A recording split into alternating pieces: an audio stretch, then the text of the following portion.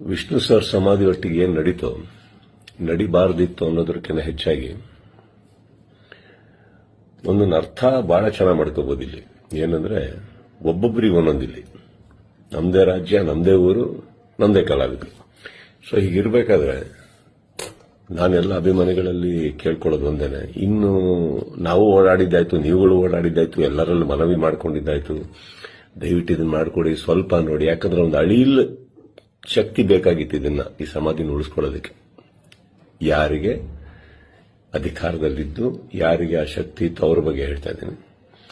So ಅದು ಮಾಡಲಿಲ್ಲ ಅಂದಾಗ ಇನ್ನು ಅವ್ರನ್ನೆಲ್ಲ ವಿಷ್ಣು ಸರ್ನ ನಾವು ನೋಡಿ ಬೆಳ್ಕೊಂಡು ಬಂದಮೇಲೆ ಒಂದಂತೂ ನಾವು ಕಲೀಲೇಬೇಕಾಗಿರೋದು, ಇನ್ನು ಭಿಕ್ಷೆ ಮಾಡೋ ಅವಶ್ಯಕತೆ ಇಲ್ಲ, ಕೇಳ್ಕೊಳ್ಳೋ ಅವಶ್ಯಕತೆ ಇಲ್ಲ, ಕೇಳೋ ಅವಶ್ಯಕತೆನೆಲ್ಲ ಮುಗಿದೋಯ್ತಲ್ಲ. ಮಾಡಾಗಿದೆ, ಮಾಡಬೇಕು ಅಂತ ಇದ್ದಿದ್ರೆ ಇಷ್ಟೊತ್ತಿಗೆ ಮಾಡಿರೋರು. ಮಾಡಿಲ್ಲ ಅಂದಮೇಲೆ ಎಲ್ಲರೂ ಒಂದು ಅರ್ಥ ಮಾಡ್ಕೊಳ್ಳಿ, ಯಾರು ಏನು ಹೇಗೆ ಎತ್ತಿಟ್ರು ಇದು ನಾವೇ ಅಂತ ತೋರಿಸ್ಕೊಟ್ಟಾಗಿದೆ. ಇನ್ನಿದ್ರಲ್ಲಿ ನೀವು ಅರ್ಥ ಮಾಡ್ಕೊಳ್ಳೋಕೆ ಎಷ್ಟಿದೆ ಅರ್ಥ ಮಾಡ್ಕೊಂಡ್ಬಿಟ್ಟು ಇನ್ನು ನಾವೇನ್ ಮಾಡಬೇಕು ಅಂತ ನೋಡೋಣ. ಈಗ ಮೊನ್ನೆ ನಾವು ವೀರಕಪುತ್ರ ಶ್ರೀನಿವಾಸ ಅವ್ರ ತರ ಮಾತಾಡ್ತಾ ಇದ್ದೆ. ಅವರು ಒಂದಿಷ್ಟು ಯೋಜನೆಗಳು ಹಾಕೊಂಡಿದ್ದಾರೆ, ಆದಷ್ಟು ದೊಡ್ಡ ಒಂದು ಪ್ರತಿಮೆ ಕಟ್ಟಬೇಕು ಅಂತ ಇದ್ದಾರೆ. ಅದನ್ನ ಮಾಡೋಣ, ಬೆಟರ್ ಅಲ್ಲ? ಅದನ್ನ ಮಾಡಕ್ಕೆ ನನ್ನ ಸಂಪೂರ್ಣ ನಾನೇನ್ ಮಾಡಬೇಕು ಖಂಡಿತ ನನ್ನ ಕಡೆಯಿಂದ ನಾನು ಮಾಡೇ ಮಾಡ್ತೀನಿ. ಎಲ್ಲರಿಗೂ ಒಂದು ನೋವಾಗಿದೆ ಅನ್ನೋದು ಒಂದು ಗೊತ್ತು. ರಾತ್ರಿ ಅದು ನಡೆದಾಗ ಹೇಳಿತನವೂ ಹೌದು, ಮಾಡಿದವ್ರದ್ದು ಬಿಡಿ.